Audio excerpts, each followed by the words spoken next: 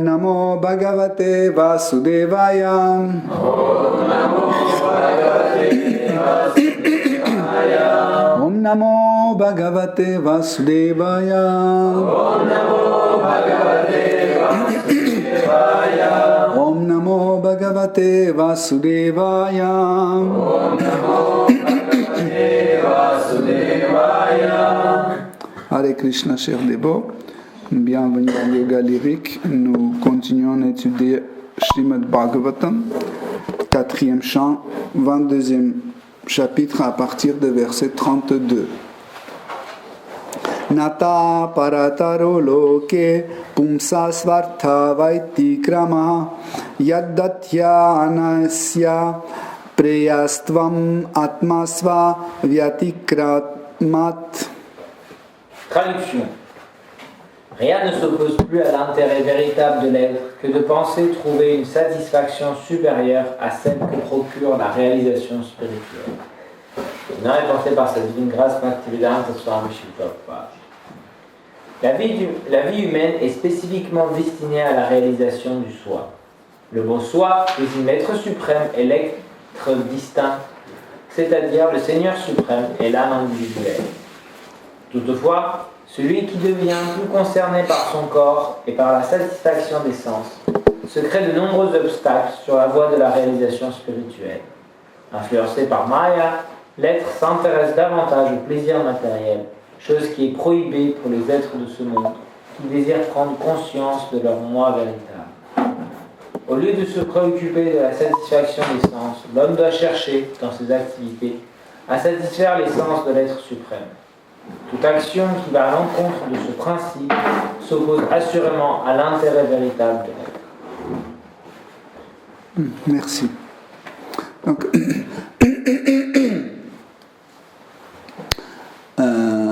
Sanat Kumar, en fait, ici, il occupe une position de gourou. Donc, un gourou, à son tour, il peut aussi occuper la position de disciple. Et c'est tout à fait normal, parce que si le gourou n'occupe jamais la position de disciple, il va commencer sa dégradation.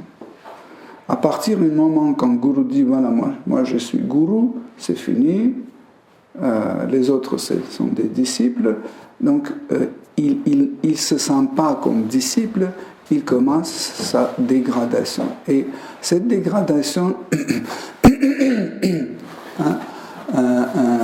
est trop nuisible, trop néfaste. Pourquoi ? Parce que quand gourou commence à dégrader, en fait, ses disciples commencent à dégrader aussi. Ça, c'est quelque chose très important à comprendre. Nous avons déjà vu dans notre mouvement, nous avons vu ces cas, quand les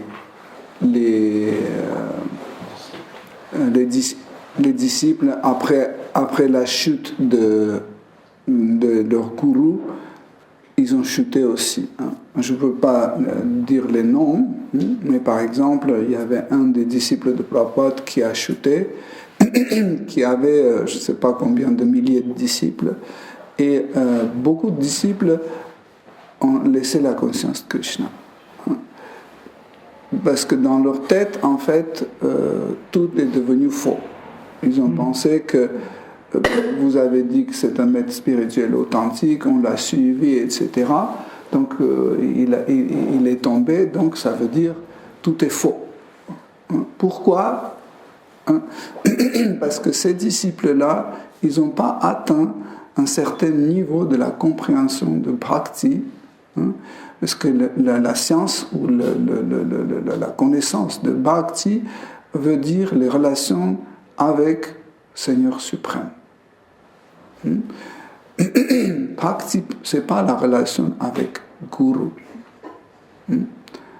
Bhakti, c'est la relation avec Seigneur suprême. Mais Guru, c'est le représentant ou l'entraîneur de son disciple, de dévot, il lui aide à comprendre la science de Bhakti pour pouvoir servir Krishna.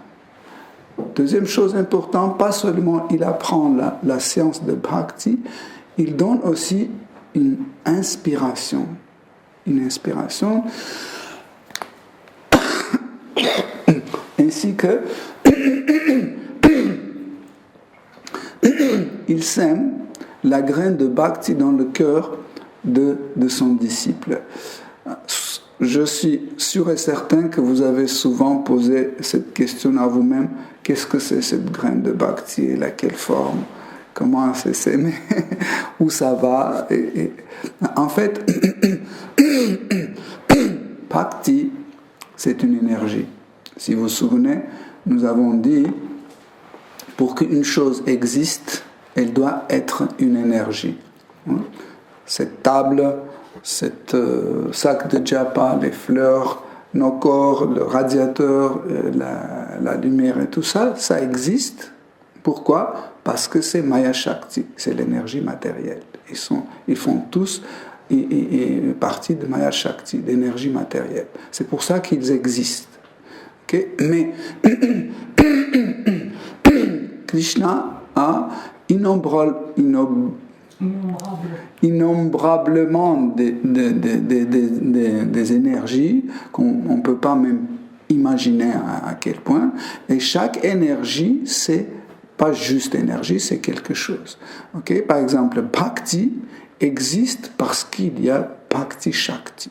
Si Bhakti Shakti n'est pas présente, parler de Bhakti ou de Bhakta, c'est inutile.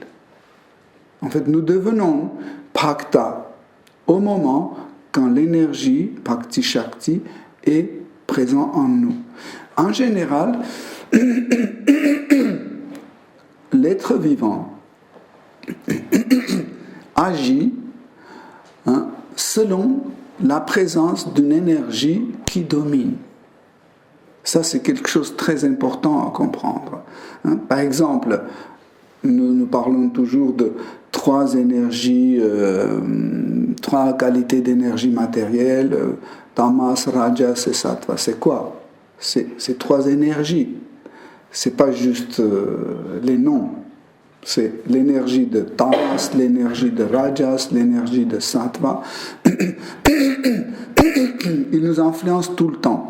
Mais si j'agis selon tamas ou selon rajas, par exemple, j'agis dans rajas, selon rajas, ça veut dire c'est l'énergie dont la présence est dominante, quantitativement ou positionnellement ou autre.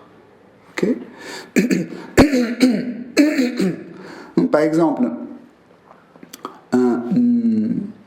imaginez que vous introduisez dans votre corps une autre énergie, comme l'alcool. 1 litre d'alcool. Vous introduisez en vous, et tout de suite, il y a l'influence d'une énergie qui commence à dominer. Et tant que cette énergie fait partie de votre être, être c'est jiva. Qu'est-ce que ça veut dire jiva?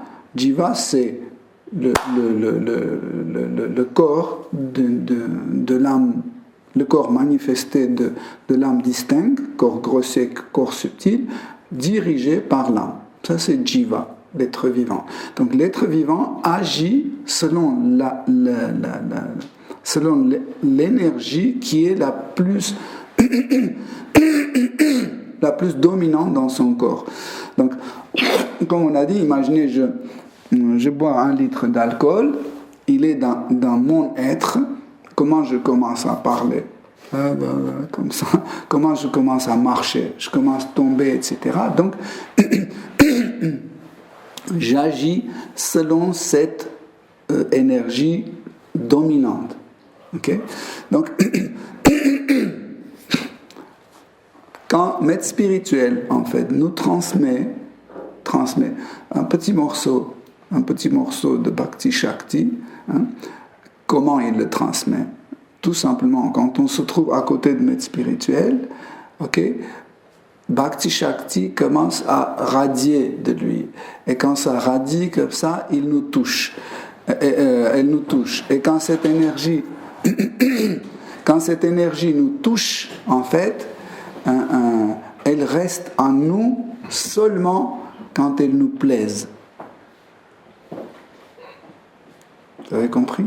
Oui. En fait, je vous explique. Par exemple, vous êtes à côté d'un radiateur, il est allumé.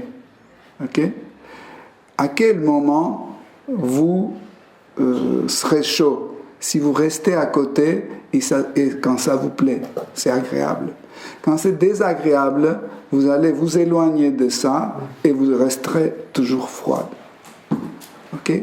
Donc, quand vous êtes en présence de Guru, et Guru émane de Bhakti Shakti, en fait, Bhakti Shakti vous touche en fait et reste en vous si cette énergie vous plaît, c'est agréable pour vous. Comprenez, vous la gardez, vous la captez, vous la gardez. Ça, c'est la graine. Ça, c'est la graine. Maintenant, parce que c'est juste une graine. C'est juste une graine. Donc, et pour l'instant, tant que vous êtes à côté de maître spirituel, cette graine est liée avec l'ensemble de Bhakti Shakti qui est dans le Guru. Donc, vous sentez cette force de Bhakti. Mais après, quand vous vous séparez de Guru, okay, les autres énergies qui sont en vous, Tamas, Rajas et les autres, commencent à dominer tout de suite. Il se réveille, en fait, il commence à dominer et on oublie que nous avons déjà reçu cette graine de Bhakti. Alors, qu'est-ce qu'un sadhaka doit faire? Il ne peut pas tout de suite augmenter la force de Bhakti Shakti, mais qu'est-ce qu'il peut faire? Il peut diminuer la présence et la force. Il peut diminuer la présence et la force des autres Shaktis qui sont présents. De quelle façon? D'une façon très simple. Il doit juste suivre Hare Krishna, assez bon. Il doit juste suivre les instructions de son maître spirituel. Par exemple, comment on peut diminuer notre rajas ou notre tamas? En réalité, c'est un processus complètement mécanique. Par exemple, si je me lève tard, par exemple vers midi, 2 heures après-midi, automatiquement, tamas va prendre une partie importante dans mon être, n'est-ce pas? Et je vais commencer à agir selon le tamas. Okay? Parce que tant qu'il est présent dans mon corps et je suis lié à ce corps, je vais en fait agir d'une façon tamasique. J'aurai pas envie de faire quelque chose, je vais pas pouvoir me souvenir quelque chose, je vais avoir peur parce que je ne sais pas qu'est-ce qui va se passer après, etc. En fait, tous les symptômes de tamas vont se manifester. Pourquoi? Parce que mon sadhana n'était pas correct. Et maître spirituel dit, donc il faut que tu te lèves tôt, avant 6 heures. Ok. Donc je me lève avant 6 heures, 1 jour, 2 jours, 3 jours, 4 jours, et le tamas commence à partir. Guru dit, il ne faut pas que tu manges plus qu'il faut, il faut manger juste 2 mains, comme ça. C'est tout ce que tu dois manger. Je suis la conseil et ce qui se passe par la suite, en fait, le tamas de gourmandise va partir. Donc, en fait, comme on a dit vendredi dernier, nous avons bien dit qu'en fait, sadhana bhakti, c'est un processus, entre guillemets, mécanique, mais sans engagement de la conscience dedans, nous ne pouvons pas la mettre en route. Elle n'est pas authentique, c'est pas un sadhana bhakti. Okay? Donc, là, le dévot, il sait que Guru a transmis ce petit désir de bhakti. Il a sémé en fait cette graine. Quand cette graine est sémée, donc nous devons vraiment faire tout pour que ça ne soit pas étouffé par les mauvaises herbes. Les mauvaises herbes, en fait, tout ce que j'ai parlé tout à l'heure, c'était le avant-propos pour ce verset. En fait, tous ces mauvaises herbes, en fait, sont prévenues dans ce verset. Donc ici, Sanat Kumar dit que rien n'empêche aussi fortement atteindre le but de la vie, qui est la réalisation de soi, comme l'idée qu'il y a d'autres choses qui sont aussi intéressantes ou plus intéressantes que la réalisation de soi. Okay? En fait, Sanat Kumar, c'est un gourou. Et sachez que les paroles de gourou sont toujours approuvées. Non. Approuvées. Quand on dit c'est OK. Confirmés. Ils sont confirmés par les shastras. C'est pas comme ça que Guru va inventer des choses, inventer les instructions, etc. Donc, c'est pas que cette phrase-là que Sanat Kumar prononce ici, c'est la première fois et c'est un seul endroit dans les shastras qu'on peut trouver ça. Non. Même dans la Bhagavad Gita, Krishna explique ça. Dans les enseignements de Shikapila Dev, c'est expliqué. Quand Krishna parle à Uddhava, il explique ça. En fait, toujours. Donc, ça veut dire que ce que Sanat Kumar a dit, c'est confirmé par les Shastras. Okay? Donc, dans le verset sanskrit, donc, il est utilisé le mot sva-artha, comme l'intérêt ou le profit. Donc, quand nous pensons que en fait, la réalisation de soi nous donne un petit profit, mais il y a d'autres profits, comme par exemple, je ne sais pas, sport, ou l'art, ou je ne sais pas, la politique, ou l'astrologie, ou psychologie, ou Ayurveda par exemple. Okay? Ils pensent que tout ça, ça c'est aussi bien et aussi important. Aujourd'hui je vais à Yoga Lyrique, je vais écouter Srimad Bhagavatam, après je vais écouter Ayurveda, après je vais dans le bar faire la relation avec mes copains, après je vais, je ne sais pas, faire ceci, etc. etc. Donc, mais faites attention, un dévot, nous pouvons voir un dévot, par exemple, parler de la politique, nous pouvons voir un dévot parler de l'astrologie, d'astronomie, etc., mais il le fait dans le cadre de la réalisation de soi. Srimad Bhagavatam, il dit que un dévot, un Vaishnav, il essaie de connaître des choses jusqu'au là où c'est bénéfique pour son service dévotionnel. Le reste, ça ne lui intéresse pas. Donc, pour cette raison, un sadhaka doit se concentrer sur la réalisation de soi. Sur le chemin de cette réalisation, si on a besoin de telle ou telle chose, d'une formule mathématique, ou de géométrie, ou de psychologie, ou d'astrologie, ou autre, Krishna va nous donner. Ne vous inquiétez pas. Même d'une façon extraordinaire. Par exemple, vous venez donner votre conférence, il vous manque un exemple de, je ne sais pas, de l'astrologie. Okay? Et vous prenez le bus, et dans le bus, il y a une affiche avec un texte qu'il y a un séminaire d'astrologie et il y a quelques phrases dessus, et vous lisez, ben voilà, d'exemple. Vous venez et vous donnez cet exemple pendant votre conférence. Qu'est-ce que Krishna dit dans la Bhagavad Gita? Celui qui me sert avec l'amour et dévotion, qui répand la conscience Krishna, je lui donne l'intelligence nécessaire pour qu'il puisse m'atteindre. Ok?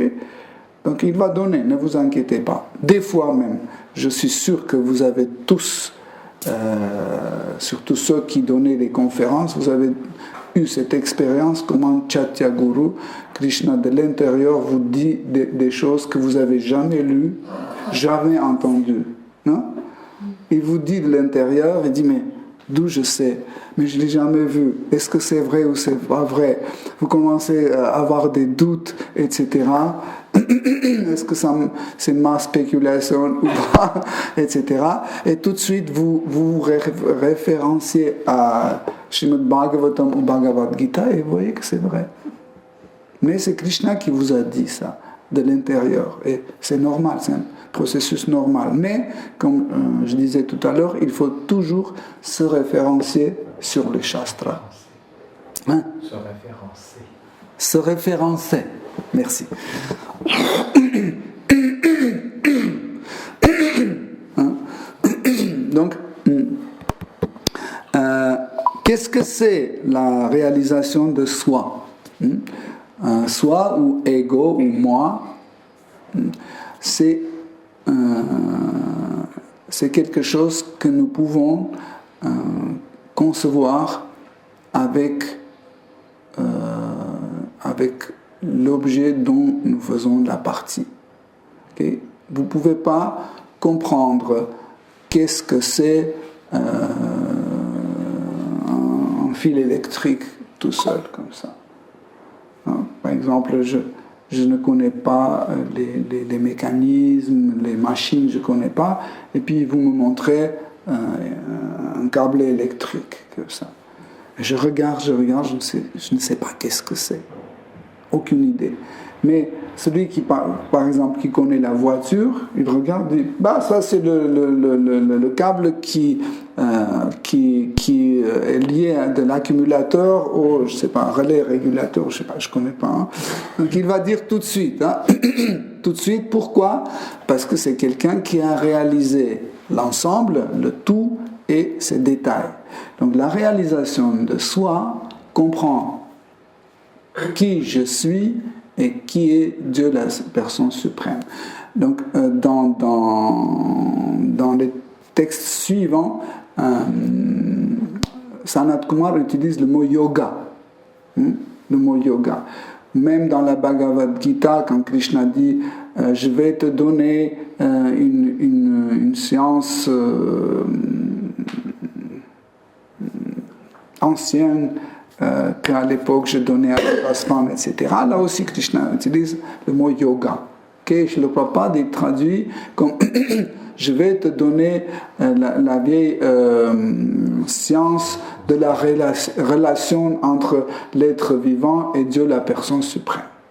Ça veut dire cette science que nous appelons la réalisation de soi, c'est la science pour comprendre la relation entre nous et Seigneur suprême, et rien d'autre.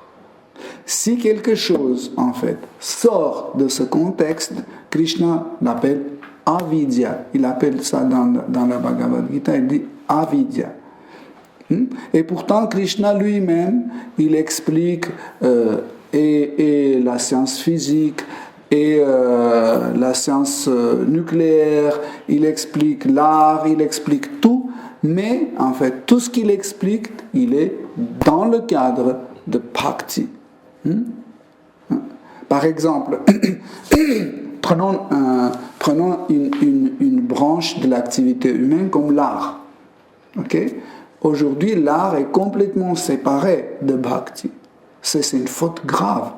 Mais nous connaissons le traité écrit par Brahma sous le dicté de Shri Krishna qui s'appelle Chitra Yoga. Chitra Yoga. Hein? Chitra, c'est l'art. Mais pourquoi c'est Chitra Yoga?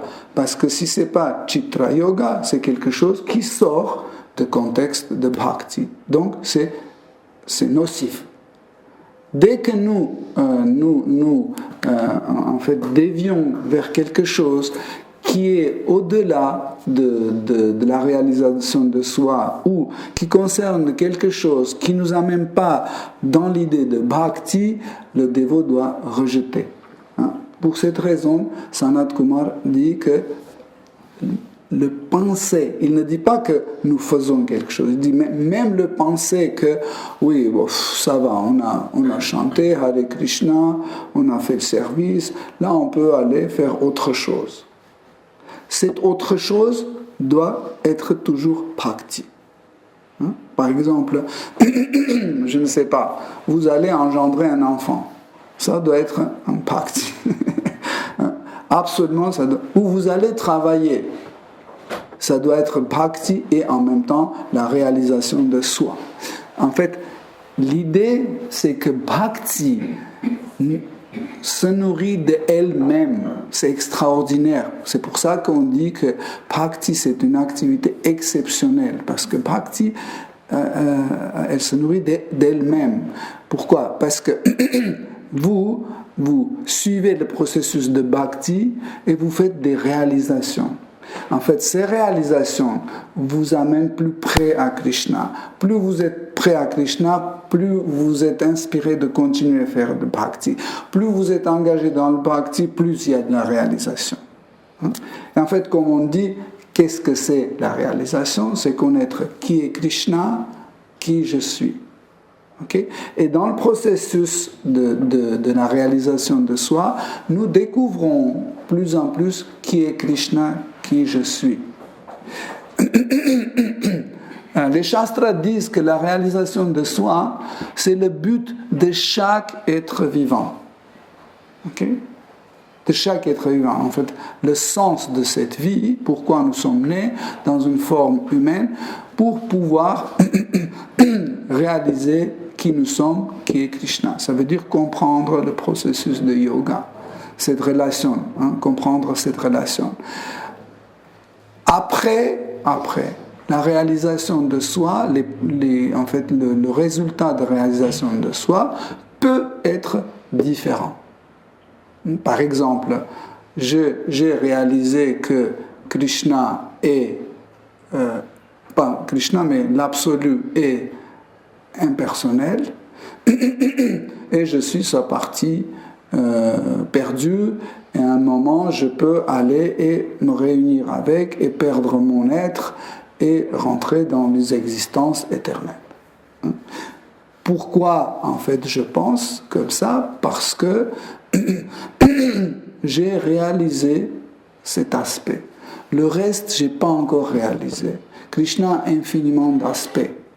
Nous parlons des fois parlons de 3 aspects, comme Brahman impersonnel, Paramatma, omniprésente.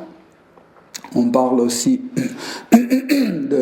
de Bhagavan, comme la personne suprême, mais ce n'est pas tous les aspects. Il y a d'autres aspects comme Para, Para-Brahman ou Para. Para, c'est l'aspect, le concept de Seigneur suprême qui comprennent l'idée d'absolu. L'idée d'absolu dans lequel existe tout. Après, il y a des vyuha, en fait, c'est une autre type d'aspect de Krishna qui, en fait, commence à diversifier les aspects ou les catégoriser les aspects. Vyuha, vous savez qu'il y a un aspect de Chatur Vyuha où Krishna entre guillemets se divise en 4. Okay. Il y a aussi Vigraha, Archa Vigraha, le Murti. Le Murti aussi, c'est un aspect. C'est un aspect où Krishna utilise une autre énergie. Par exemple, dans notre cas, il utilise l'énergie matérielle pour se manifester à travers l'énergie matérielle. Aussi, il y a d'autres aspects comme l'aspect Viratrupa, c'est aussi un autre aspect de l'absolu. Mais aussi, nous considérons Jiva ou Atma. Atma est considéré aussi comme un aspect de l'absolu, mais l'aspect minimal. Hein. Donc il y a aussi d'autres aspects comme Shakti, ou Shakti Tattva, c'est un autre aspect de Krishna, comme par exemple le soleil et ses rayons. En fait, nous pouvons dire que le soleil est avec ses rayons, parce que s'il n'y a pas de rayons, il n'y a pas de soleil, mais nous pouvons regarder ou traiter les rayons séparément du soleil. Comment? Par exemple, vous êtes chez vous et les rayons de soleil tombent chez vous. Vous ne voyez pas le soleil, mais vous voyez juste les rayons de soleil. Vous pouvez vous rendre compte qu'est-ce que c'est les rayons de soleil. Mais celui qui connaît, qui a réalisé les rayons de soleil, il doit réaliser aussi le soleil. Parce que séparer, c'est une fausse conscience. C'est un moha ou avidya, l'ignorance. Okay? Pourquoi la société d'aujourd'hui est perdue dans leur science? Parce qu'ils ne voient que l'énergie, ils ne voient pas la source, ils ne traitent pas la source. Ils disent que nous ne pouvons pas connaître la source. C'est pas qu'ils ne peuvent pas, il y a tellement de preuves de l'existence de ces sources. Le problème, c'est que s'ils acceptent la source de toutes les énergies, ils doivent accepter Srimad Bhagavatam. Et s'ils acceptent Srimad Bhagavatam, ils doivent accepter que Dieu existe. Et s'ils acceptent que Dieu existe, ils doivent suivre les règles et prescriptions données par Seigneur suprême. Et ils ne veulent pas. Ils ne veulent pas, c'est pour ça qu'ils disent nous ne pouvons pas connaître la source, c'est spontané, la nature elle se manifeste elle-même, tout vient de vide, etc. etc. Okay? Verset suivant. Verset 33.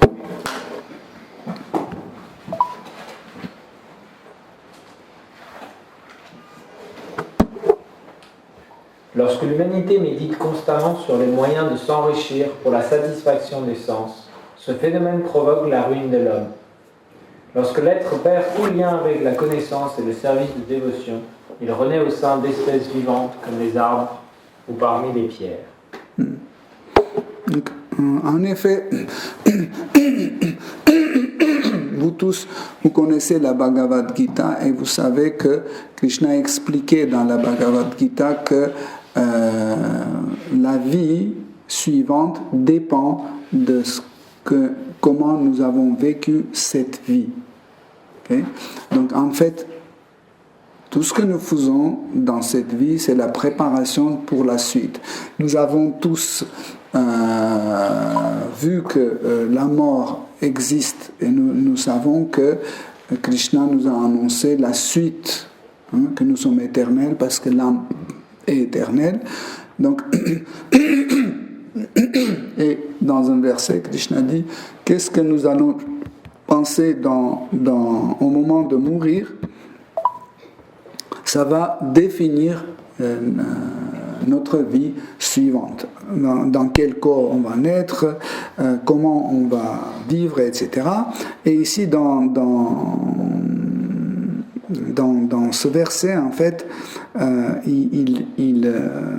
Sanat Kumar, il explique que ceux qui, en fait, ne font rien dans le service dévotionnel, dans leur vie suivante, absolument, ils deviennent des objets immobiles, comme l'arbre, la rivière, même pas la rivière, le lac ou le montant, les pierres, les cristaux, des trucs immobiles. Pourquoi? Parce qu'ils n'ont pas manifesté l'intérêt pour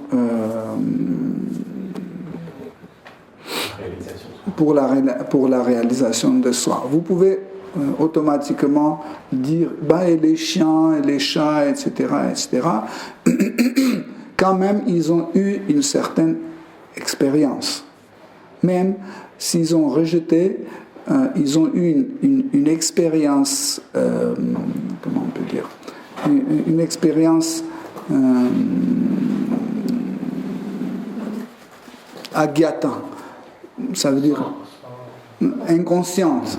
Par exemple, ils ont offert à un dévot, ils ont offert une banane, ou ils ont aidé à mettre leur manteau, ou je ne sais pas, quelque chose sans connaître, sans comprendre, ils peuvent faire. C'est pour ça qu'en fait, Krishna donne une possibilité de naître dans une forme consciente plus haute que, par exemple, la plante ou cristal, le minéral, etc. Si vous observez et analysez bien, vous allez voir qu'en fait, un pur dévot, il sème cette Agyata Sukriti partout. Par exemple, juste prendre l'avion à Paris et descendre à New York, sur tout ce trajet-là, en fait, il donne sa miséricorde à tout le monde. Parce que quelqu'un, par exemple, lui, cède de passage, dit « Passez, s'il vous plaît, passez ». Ça, c'est compté. Okay? Ou par exemple, quelqu'un aide mettre la valise d'un dévot sans connaître que c'est un dévot. Il y a plein de trucs, plein de petits trucs. Même par exemple, la fauteuil sur lequel il s'assoit dans l'avion ou dans la salle d'attente, celui qui a construit, par exemple, une centaine de personnes ont participé à la fabrication de cette chaise. Chacun, à son degré, reçoit un petit Agyata Sukriti. Okay? C'est pour ça que on dit que dévot, c'est un prasad. C'est la miséricorde de Krishna. Le dévot même, il est prasad. Même s'il ne fait rien exprès, juste son existence donne en fait cette Agyata Sukriti. Donne la possibilité pour qu'on ait Agyata Sukriti. Et ici, dans ce verset, Sanat Kumar parle de la société hédoniste. Qu'est-ce que c'est hédonisme? Hédonisme, c'est quand nous pensons que le but de la vie, c'est la gratification des sens. Ça, c'est un concept qui est complètement contraire au bhakti. Vendredi, nous avons parlé de l'austérité, de renoncement. Et en fait, ce n'est pas nous seulement, c'est Sanat Kumar parlait que en fait, l'austérité et le renoncement, c'est un outil qui nous permet en fait de se défendre de bhukti, de la gratification des sens. Parce que gratification des sens, il est très rusé. Elle est très rusée. Elle peut arriver vraiment comme ça, même si on ne comprend pas que c'est une gratification des sens. Et quand on découvre que c'est une gratification des sens, c'est déjà trop tard parce qu'on a tout gratifié déjà. C'est vraiment difficile parce que nous pensons que oui, nous ne mangeons pas de la viande, on ne fume pas, on ne s'intoxique pas, pas de relations sexuelles illicites et pas de jeu d'hasard. C'est bon, j'ai plus de gratification des sens. Mais ça, c'est rien du tout. Ces quatre-là, c'est juste pour rester un être humain. C'est tout. La suite, la gratification des sens, la haine, la cupidité, je ne sais pas, la jalousie, gourmandise, tout ça, c'est des diverses formes de la gratification des sens. Il y en a tellement que vous ne pouvez même pas imaginer.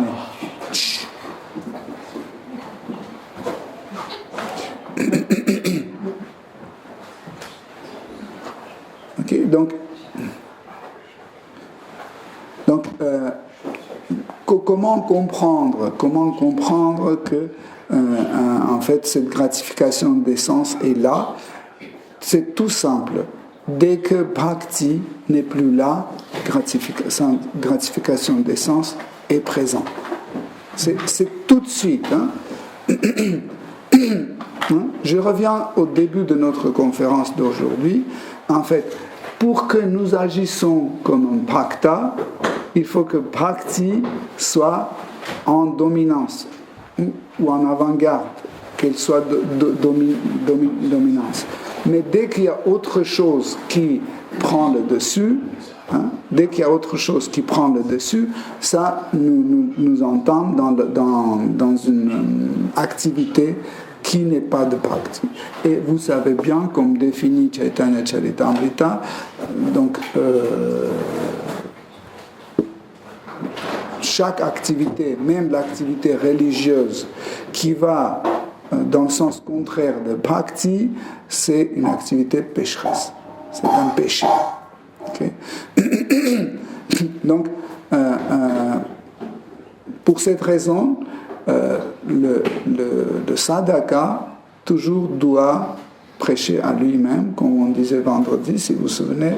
Chaque fois quand il fait un truc, il dit « Tiens, un dévot ne fait pas ce genre de choses. » Ou « Un dévot fait comme ça, donc fais comme ça. » Donc un dévot ne mange pas beaucoup. Un dévot ne fait pas ceci. Un dévot ne fait pas offense aux autres.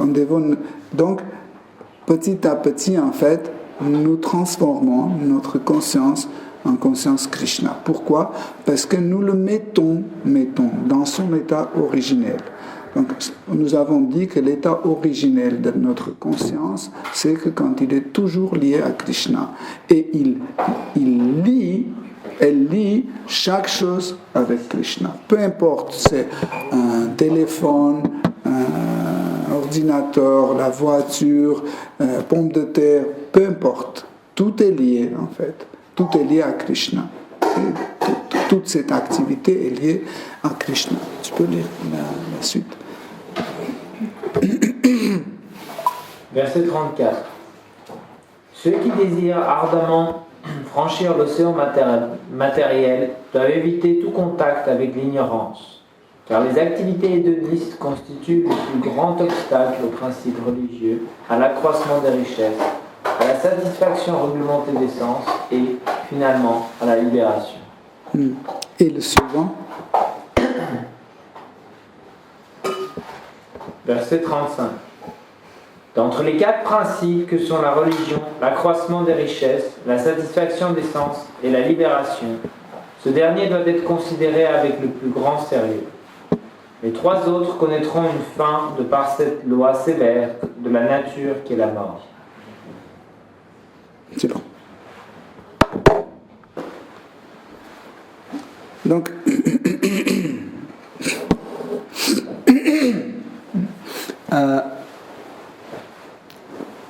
il y a 4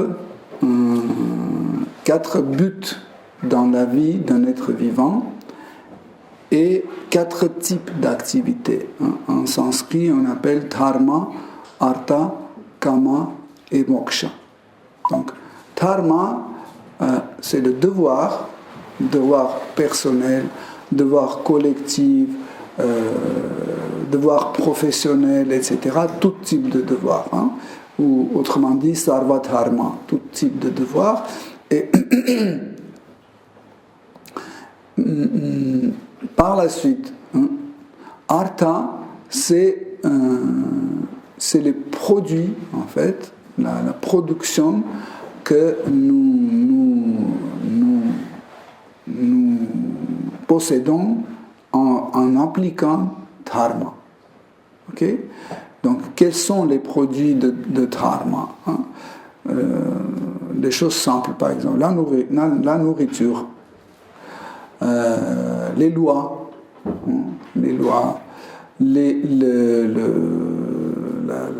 la culture, la forme de relation, les téléphones portables, la structure administrative,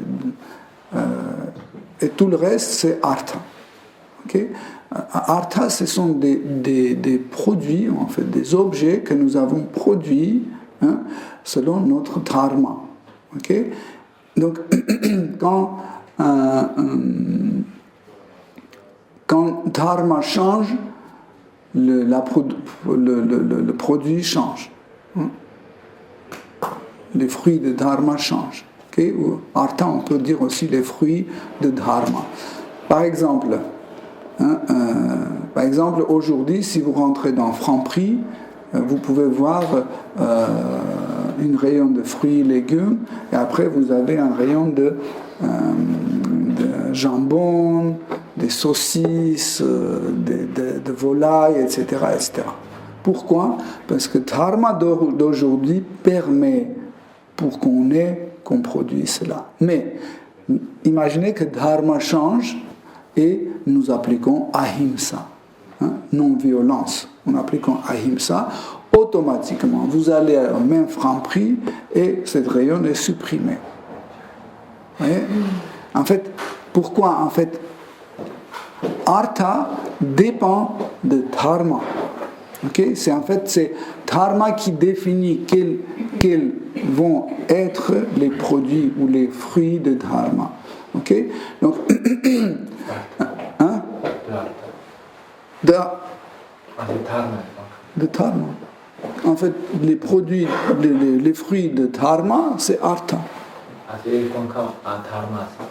Ah, ok. Excusez-moi si j'ai... Donc, par la suite, il y a kama. Kama, c'est le plaisir. En fait, c'est c'est ce processus, l'activité où on commence à consommer les fruits de dharma. On commence à consommer. Imaginez comment, à quel point, en fait, kama dépend de dharma. Si, par exemple, comme nous avons dit, dans la société d'aujourd'hui, je consommais la viande, il suffit que dharma change, par exemple, on commence à appliquer non-violence, okay? Automatiquement, je deviens végétarien, automatiquement. Okay? Donc, et selon le karma, en fait, arrive moksha, la libération. Excuse-moi, karma ne dépend pas de artha, il dépend de dharma, c'est ça? Oui, parce qu'en fait, tout dépend de dharma. Même moksha dépend de dharma. Oui, mais en fait, c'est la suite. Mais en fait, tous les suivants dépendent de dharma. Ils sont liés. Artha influence le karma aussi. Hein? Artha Non, regarde, par exemple, s'il n'y a pas de la viande dans le magasin, je ne vais pas manger. Donc, mais en fait, je ne dépends pas de présence ou de l'absence. Je dépends de dharma. Ma consommation dépend de dharma. Parce que c'est dharma qui définit ce qu'il y a dans le magasin. Okay? Pareil, moksha, en fait, la libération dépend de dharma. Quel est le dharma, telle est la libération. Par exemple, si dharma est atteindre le brahman impersonnel, okay, automatiquement le produit de dharma ou le artha, c'est quoi? C'est l'austérité, titiksha, la patience, tapasya, l'austérité. Donc, vous allez dans le magasin, il y a juste les graines de blé germées, c'est tout, il n'y a rien. Ok? Et automatiquement, karma ou la consommation change, on devient très, très fin, très maigre, et automatiquement, notre but, c'est la libération de souffrance de ce monde matériel est différent. Okay? Mais si dharma est différent, donc par exemple pour les Vaishnavas, dharma est différent. Voilà pourquoi la notion de moksha pour les Vaishnavas est différente aussi. La notion de moksha est différente. Comment la libération est comprise par les Vaishnavas. Les Vaishnavas, ils se voient en relation avec Krishna et le plus précieux qu'ils ont, c'est garder cette relation avec Krishna. Ils sont prêts, les Vaishnavas sont prêts à payer tout le prix, n'importe quel prix, pour rester dans cette situation. Y compris, ils sont prêts à souffrir. Donc la souffrance, ça ne leur intéresse pas. Ils disent, ok, on est d'accord, souffrir, mais le plus important, qu'on soit avec Krishna.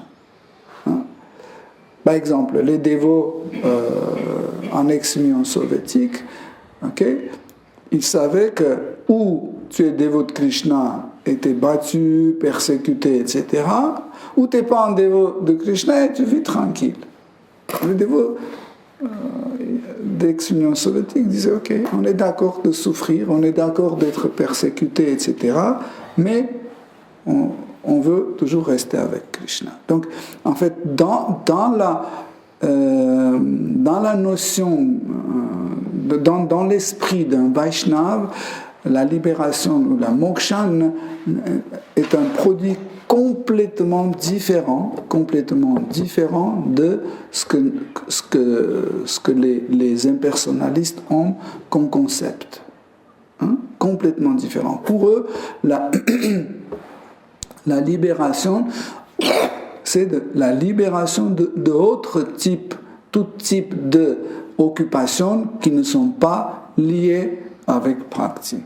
Ça, c'est une vraie libération. Okay? La vision de moksha, de la libération, chez un Vaishnava est différente aussi par rapport à la libération vue par les karmis. Par exemple, pour les karmis, la libération, c'est la possibilité de satisfaction de nos sens. Par exemple, les karmis, ils voient comme ça. Je souffre. Comment? J'ai faim, je souffre. Il suffit que je mange, la souffrance est partie. Ça, c'est moksha. C'est la libération. En fait, dans l'idée des karmis, c'est ça. Pour eux, la libération, c'est ça. Ou par exemple, je suis malade. Bon, le docteur est venu, il m'a donné des comprimés. J'ai pris ces comprimés.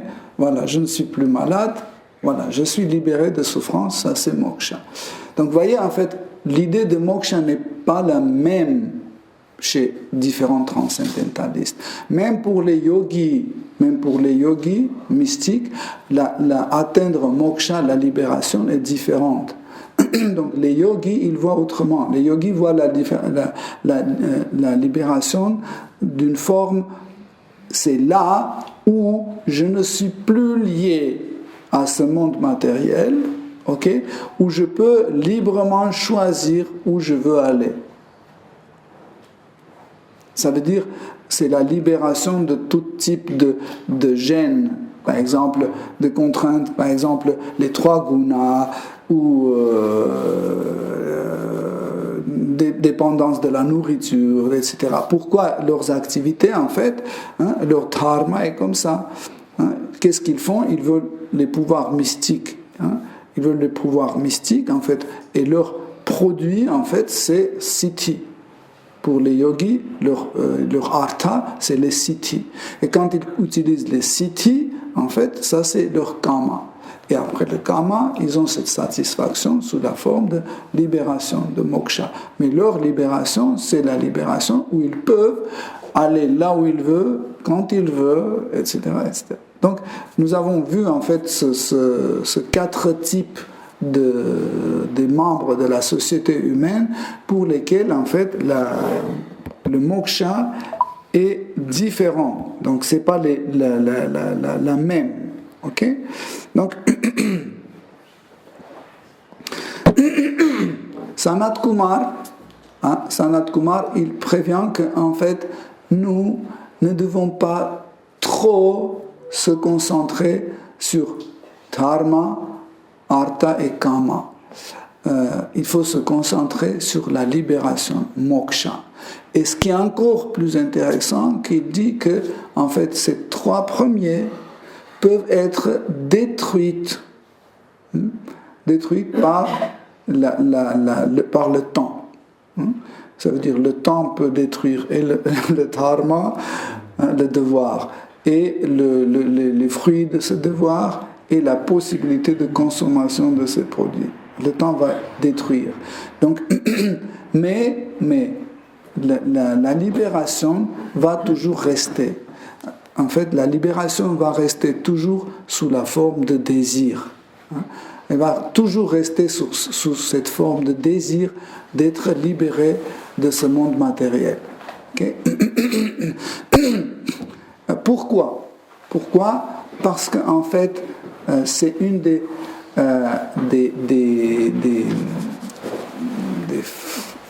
pas facultés, mais une des facettes de l'âme. Toujours désirer la liberté. Même si vous enfermez une petite fourmi quelque part, il va toujours se sentir enfermé, il ne sera pas content et heureux. C'est la nature, en fait. Pourquoi Sanat Kumar dit que dharma va disparaître?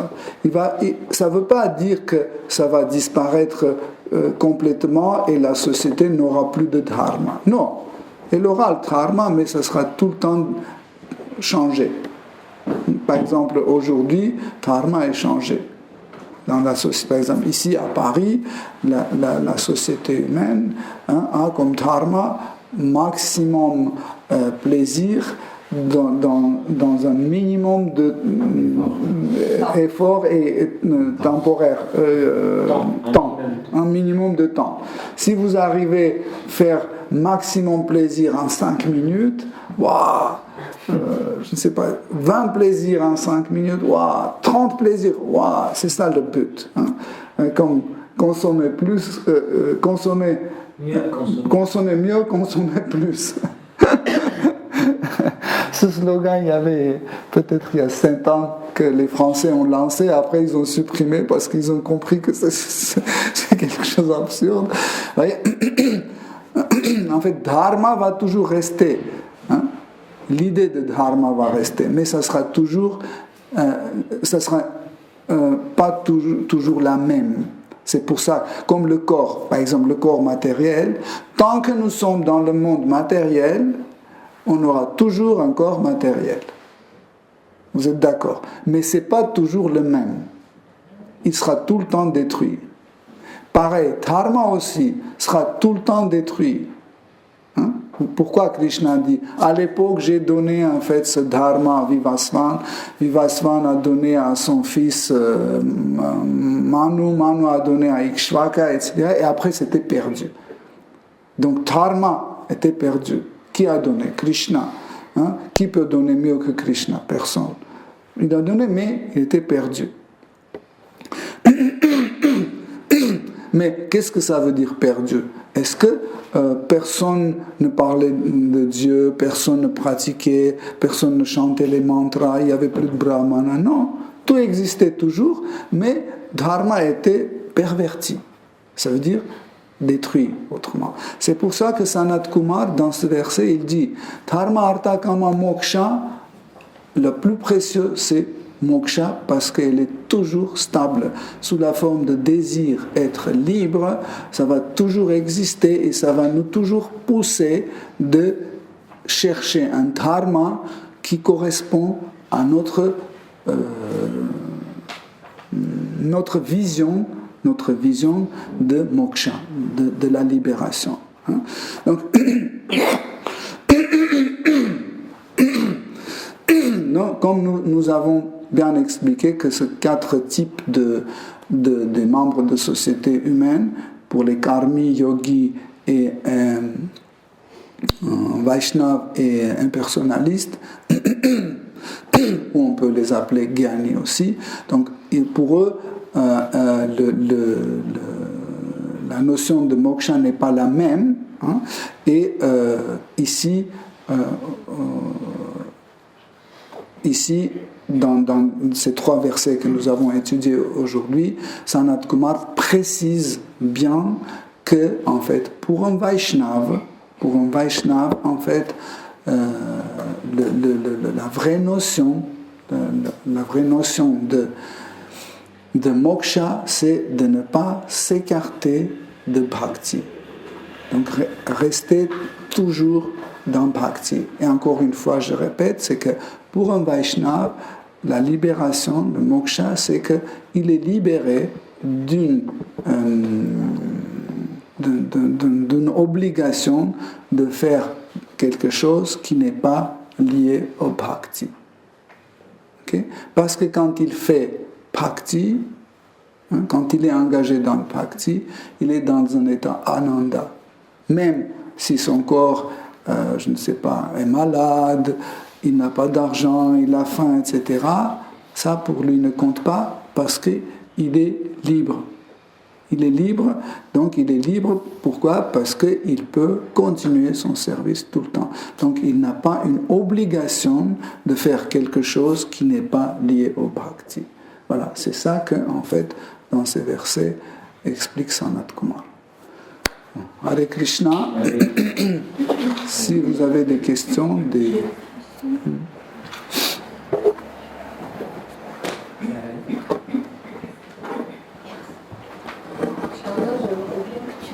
plus fort. Que tu détailles un petit peu plus, parce que tout à l'heure, quand tu parlais des yogis mystiques, tu as dit que leur but, avoir les pouvoirs mystiques, c'était pas ça. Aller où ils veulent. En fait, j'ai expliqué comment les yogis comprennent leur notion de moksha. Mais quand on décrit l'Ashtanga Yoga, on dit que le moksha pour les yogis mystiques, c'est samadhi, donc la contemplation de Paramatma. Et on dit souvent, ils peuvent dévier, ne pas aller jusqu'à samadhi, et ils peuvent rester sur les pouvoirs mystiques parce que ça tente beaucoup. Je vais aller un petit peu plus. Tu as dit le but c'est juste aller où ils veulent, et tu n'as pas parlé de samadhi, c'est ça, c'est parti là. En fait, je parlais de notion, de la compréhension de moksha, comment les yogis mystiques, ils comprennent le moksha, la libération.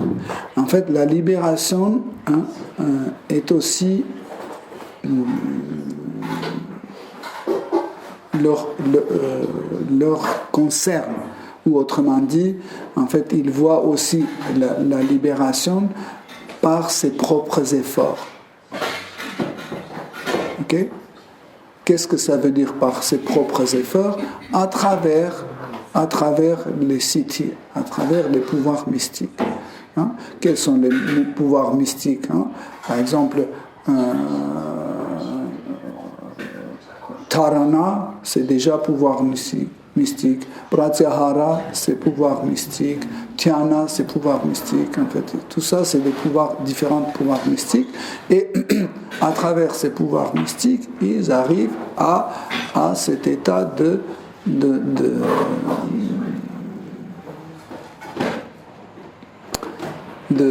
samadhi.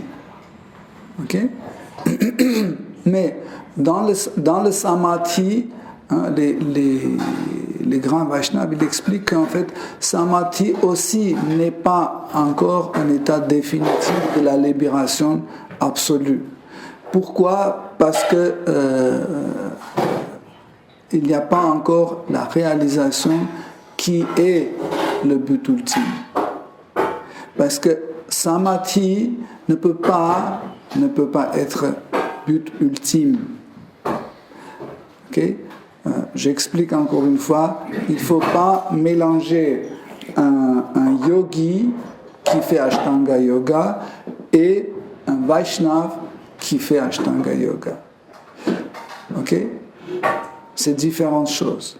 En fait, un Vaishnava, il peut pratiquer Ashtanga Yoga pour maîtriser ses sens. Juste pour ne pas faire quelque chose qui déplaît à Krishna. Tandis que yogi mystique, quand il fait ça, il le fait pour pouvoir à obtenir ces pouvoirs mystiques, les siddhis.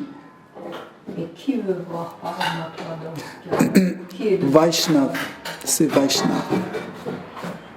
C'est Vaishnav qui veut voir Paramatma, qui veut découvrir Seigneur suprême, comme par exemple, prenons l'exemple de Dhruva Maharaj. Dhruva Maharaj, c'est le cas d'un Vaishnav qui pratiquait Ashtanga Yoga, mais son gourou était Vaishnav. Son gourou lui a dit que tu verras dans ton cœur, dans cette partie de ton cœur, à travers quand tu vas arriver à une forte concentration appelée Dharana, quand tu pourras te concentrer sur l'image que je t'ai donnée, parce qu'il a donné l'image du Seigneur suprême, il a expliqué que le Seigneur suprême a des cheveux comme ça, les yeux comme ça, la peau comme ça, etc. Donc, il fixait dessus. Mais imagine que ton gourou est un personnaliste ou un yogi mystique qui ne s'intéresse pas à Krishna. Mais il sait que, en fait, ce processus d'Ashtanga Yoga peut m'apporter les siddhis, les pouvoirs mystiques. Okay? En fait, Ashtanga Yoga ne veut pas forcément dire qu'il s'agit que des yogis mystiques. Non. Les gyanis aussi peuvent pratiquer, les karmis aussi peuvent pratiquer. Ashtanga Yoga, c'est, entre guillemets, c'est comme une gymnastique pour tout le monde. À l'époque védique, tout le monde pratiquait Ashtanga Yoga, même les karmis, ils pratiquaient Ashtanga Yoga. C'était une hygiène, entre guillemets, une hygiène de corps, comme vous brossez vos dents, etc. Ils faisaient tout ça. Un petit peu la question, c'est est-ce que pour les yogis mystiques, pour eux, maximum, c'est les pouvoirs mystiques, ou quand même pour eux, le maximum, c'est Paramatma, parce qu'on dit qu'il y a 3 types. Les gens peuvent atteindre Brahman impersonnel, Paramatma et Bhagavan. Vaishnava, il atteint Bhagavan. Il ne reste pas au niveau En fait, les yogis, c'est une catégorie, en fait, des gens qui veulent faire tout par eux-mêmes. Par eux-mêmes, okay, à travers les forces mystiques.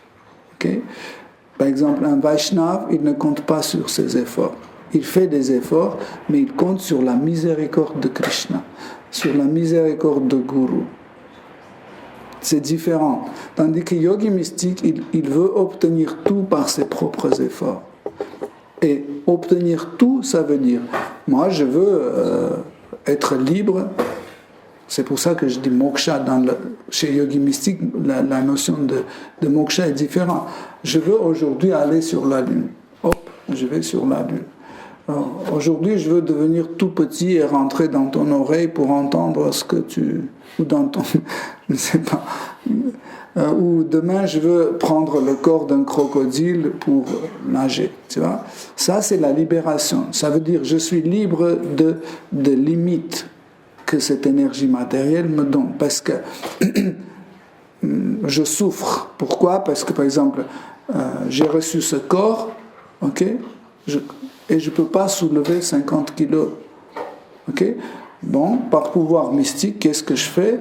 J'augmente mon corps et je peux soulever 3 tonnes. Je suis libre maintenant. Avant, je n'étais pas libre parce que je ne pouvais pas soulever plus que 5 kilos. Maintenant, je suis libre. C'est ça, pour un yogi mystique, c'est ça, liberté. Encore une fois, ne mettez pas l'idée de la pratique de Ashtanga Yoga, il ne faut pas lier absolument au yogi. Parce que, encore une fois, cette pratique peut pratiquer et le Vaishnav, et le Karmi, et le Gyani, et le yogi. Et le yogi, comme résultat absolu, il a envie de contempler aussi le Paramatma, parce que c'est aussi un but. Celui qui veut contempler Paramatma, c'est un futur Vaishnava. C'est pas un yogi mystique. Quand on dit yogi mystique, son objectif c'est mystika. Sinon on ne dirait pas yogi mystique. Celui qui veut contempler Paramatma ou Seigneur suprême, c'est un Vaishnava. ou un demi-Vaishnav, ou un Vaishnav néophyte qui commence. C'est pour ça que je l'ai donné l'exemple de Dhruva Maharaj. Tu vois, Dhruva Maharaj est venu comme un karmi. C'était la catégorie de karmi. Son but n'était pas contempler Seigneur suprême ou autre. Mais il a dit, je veux une grande richesse qui soit plus grande que la richesse de mon père, de mon grand-père, etc., etc. Plus grand que Brahma. C'est quoi? C'est un désir d'un karmi. Il a dit, qu'est-ce que je dois faire qui est autorisé par les shastras pour atteindre cette richesse? C'est un but de karmi. Okay? Mais parce qu'il a choisi un maître spirituel qui n'était pas karmi, il était un Vaishnav, donc automatiquement, Narada Muni, son gourou, a rusé. Qu'est-ce qu'il a dit? Il a dit, tu dois suivre cette méthode, et du coup, il l'a mis sur le chemin de Bhakti. Ok? Tu vois la différence? Si son gourou était un mystique, le résultat serait autre. Si son gourou était Gyani ou Karmi, ce serait autre. Est-ce qu'il pourrait avoir un gourou paramatmiste, si on peut dire comme ça? Paramatma, c'est quand même c'est Vaishnav, parce que Paramatma, c'est la forme personnelle du Seigneur suprême.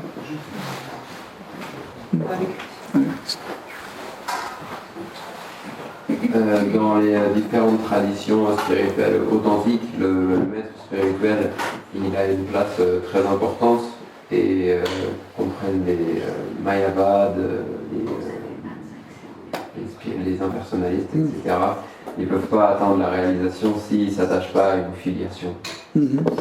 Quelle est la différence en fait avec les Vaishnavas quand on parle de relation avec le maître spirituel? Parce que finalement, bon, les impersonnalistes, ils vont prendre les bénédictions de leur gourou pour atteindre leur but final, c'est-à-dire se fondre dans l'alliance du Seigneur. Et les Vaishnavas, c'est en fait presque assez similaire, c'est-à-dire on prend les bénédictions du maître spirituel pour avoir l'information de comment plaire à Krishna.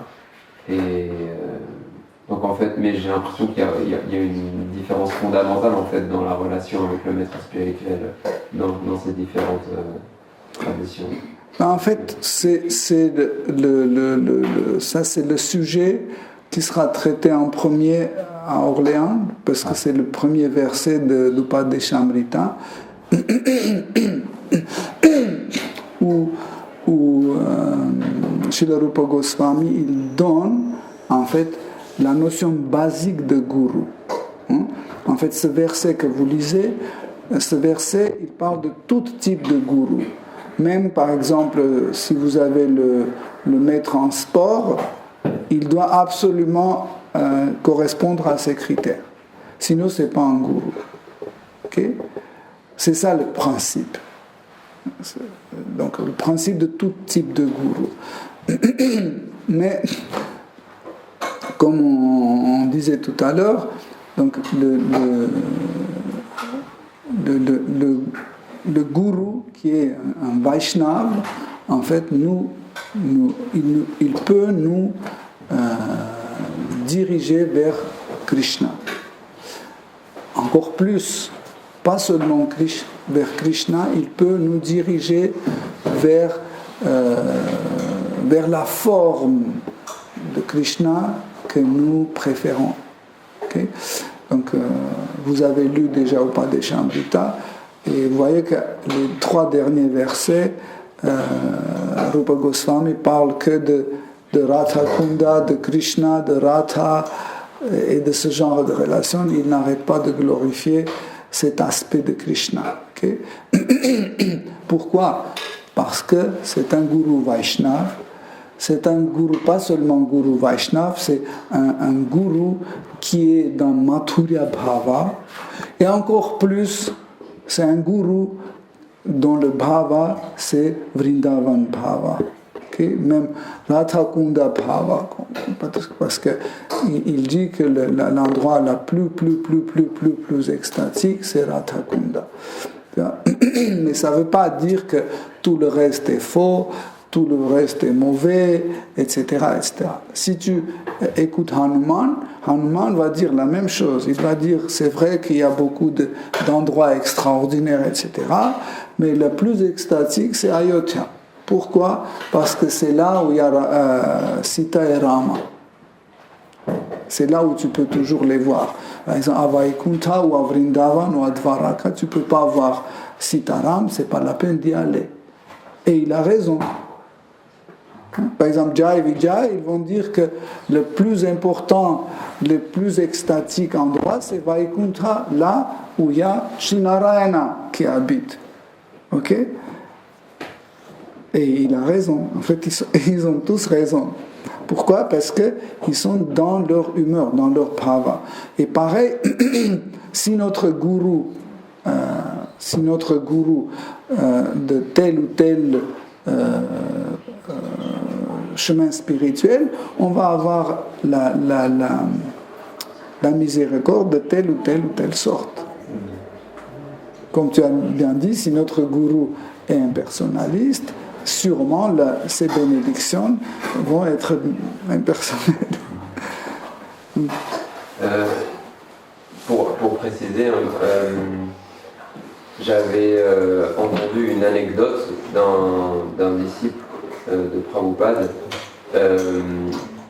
qui donne un peu des informations sur les relations en fait, entre maître et disciple chez les impersonnalistes. Et c'était un jour où Prabhupada devait traverser une rivière, je crois. Il s'est fait aider par un de ses disciples. Le disciple lui a tenu la main. Ils ont parcouru la rivière ensemble. Et à l'arrivée à l'autre rive, Prabhupada a violemment rejeté son disciple et a continué. Et en fait, le disciple était très choqué. Il disait, mais qu'est-ce qui s'est passé? J'ai fait quelque chose de mal. Il avait l'air très... le disciple était perturbé. Et après, Prabhupada était revenu vers lui pour lui dire c'est comme ça que les disciples impersonnalistes, ils utilisent leur maître, en fait. Leur maître les amène jusqu'à l'objectif. Et dès qu'ils l'atteignent, ils n'en ont plus besoin. Alors, peut-être que j'ai mal compris, mais je crois que c'était ça. C'est comme ça que je l'avais compris. Et en fait, j'ai compris. Quelles sont les nuances en fait? Parce que chez les Vaishnavas, c'est pas comme ça, je crois. Non. C'est une très bonne question parce qu'il contient une petite nuance importante. C'est comme par exemple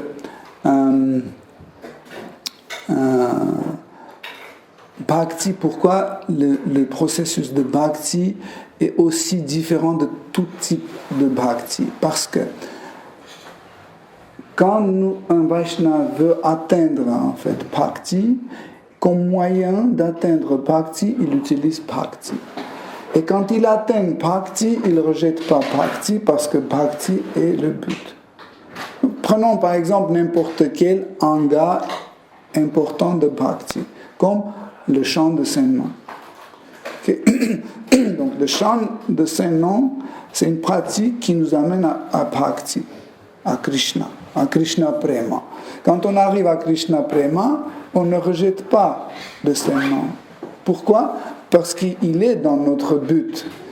Okay? Donc ça veut dire le but contient la méthode. Okay? Ou prenons un autre anga de Bhakti, comme Shravanam, l'écoute. Okay?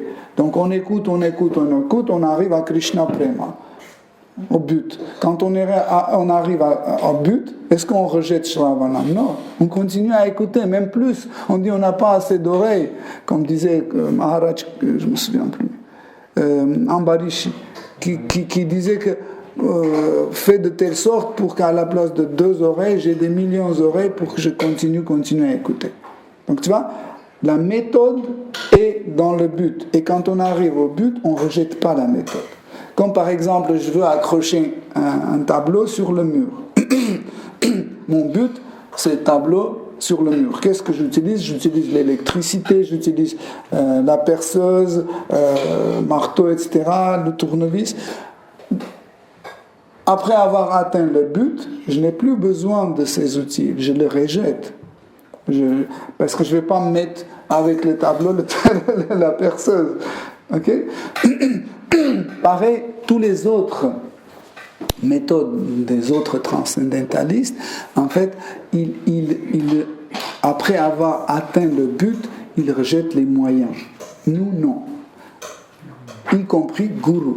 Par exemple, un Vaishnava qui est très attaché avec son Guru, en fait, attachement au Guru, nous avons dit que c'est Bhava. Si on est vraiment attaché à notre Guru, ça veut dire c'est une correspondance de Bhava. Okay? Et une fois, c'était toi qui as posé la question, comment nos relations avec Guru continuent dans le monde spirituel, etc. Donc, chez les Vaishnavas, ça continue. Okay? Parce que Guru participe dans le processus de bhakti, donc, et là-bas, dans le monde spirituel, ce processus continue. Sauf la forme de Guru qui change. Mais le contenu, Guru continue de t'inspirer pour que tu continues à servir Krishna. Mais dans les autres types, même impersonnalistes ou yogi mystiques, okay, quand on arrive au but, par exemple, quand on est dans Brahma Jyoti, on n'a plus besoin de Guru. On n'a pas besoin de Guru parce que qu'est-ce qu'il va faire là-bas? Tu vois? Parce que l'existence même, le but qu'on a voulu, il supprime pas seulement Guru, il supprime tout le reste. C'est pour ça que dans le cadre de Brahma Jyoti, on ne peut pas appliquer ni sadhana, ni bhakti, ni autre chose. Pourquoi? Parce que c'est impossible. Parce que c'est ekatattva, c'est une seule chose, une seule substance. Okay? Donc Srila Prabhupada a fait un peu démonstrativement comme ça pour qu'on comprenne, mais en fait c'est quelque chose de logique, qu'on n'a plus besoin de Guru là-bas.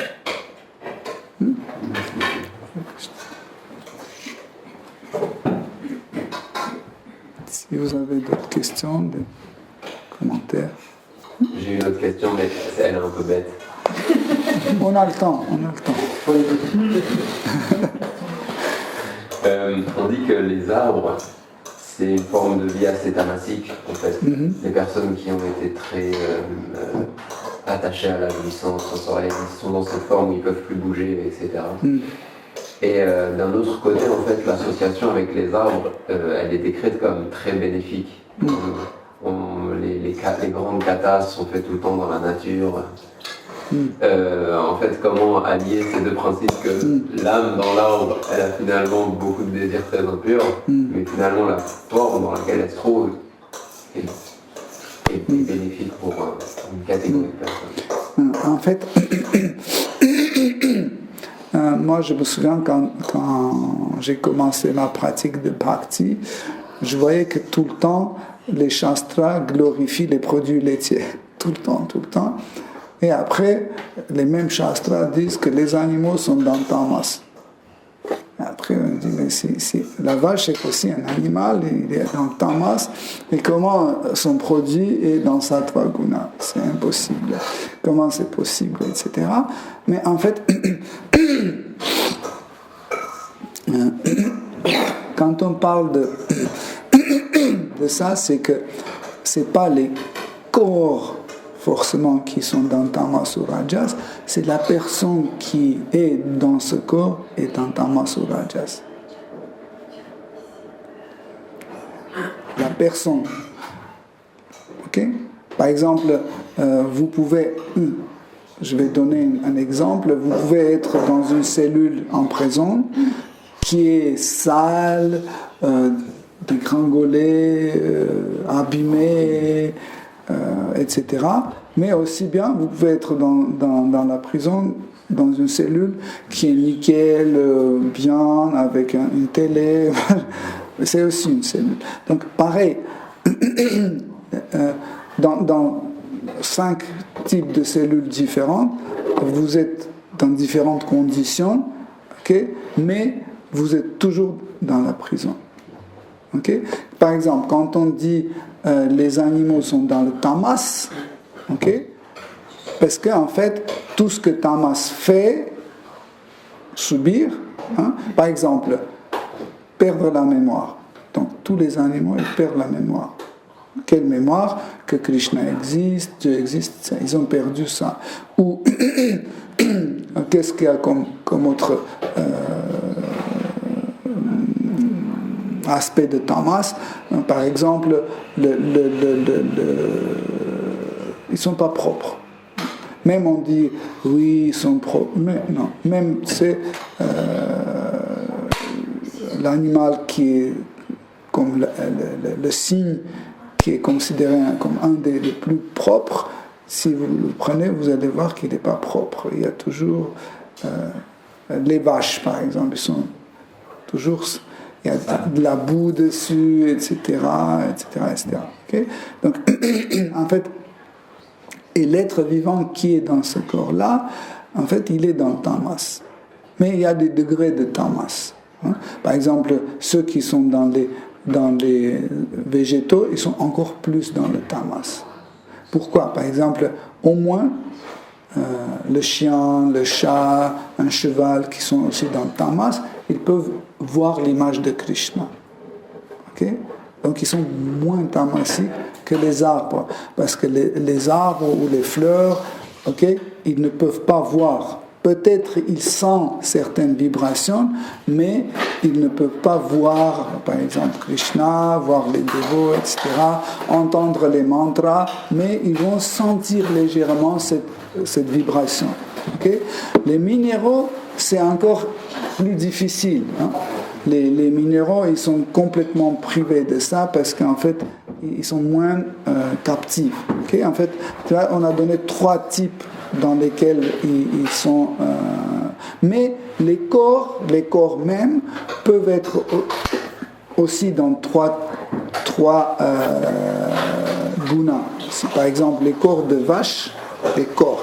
Pas la personne qui se trouve dans le corps, mais le corps même est dans sattva. Le corps de vache, c'est dans sattva guna. Le corps même. Okay? Par exemple, les carottes sont dans sattva, par exemple. Okay? Mais par exemple, les champignons, non. C'est aussi un végétal, mais son corps, les deux, en fait, un jiva qui est dans la carotte, il est dans le tamas. Aussi, un jiva qui est dans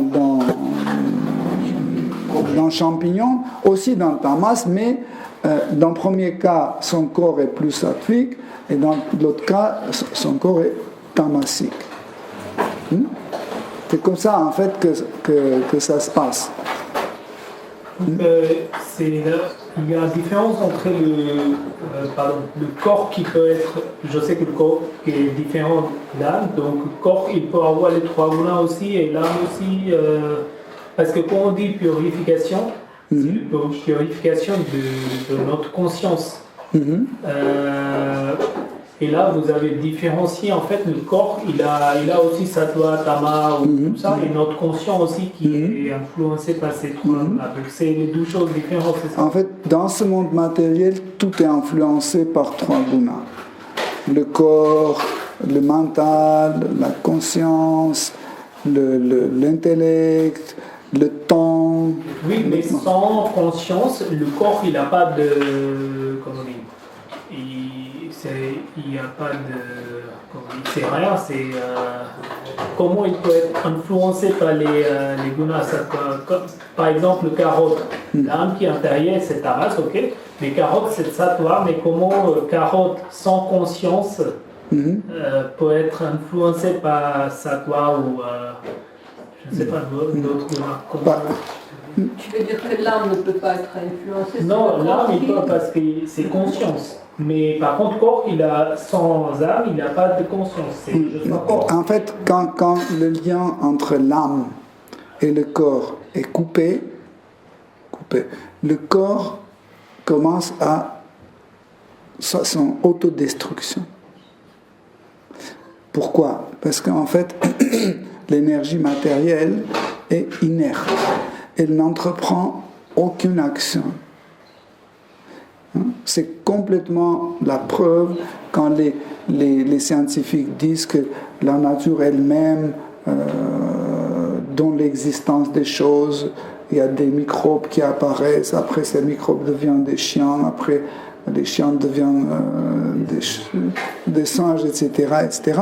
C'est une fausse théorie. Pourquoi? Parce que nous voyons que dès que le lien avec l'âme est coupé, en fait, l'énergie matérielle revient dans son état inerte. Et il commence à se décomposer en 5 éléments. Okay? Tout de suite. Okay? C'est en fait la conscience qui maintient en fait l'énergie matérielle dans cet état. Okay? Et ce corps, il est influencé par 3 gunas, tout le temps. Oui. Des fois c'est plus de rajas, des fois plus de tamas, des fois plus de sattva, mais tout le temps est influencé. Ainsi que le corps subtil, le mental, l'intellect et faux égos, et la conscience, ils sont aussi tout le temps influencés par 3 gunas. Okay? Mais quand le lien est coupé, c'est tout de suite tamas, la décomposition. Parce que, en fait, le tamas, c'est Nil Shakti, c'est l'énergie de la destruction.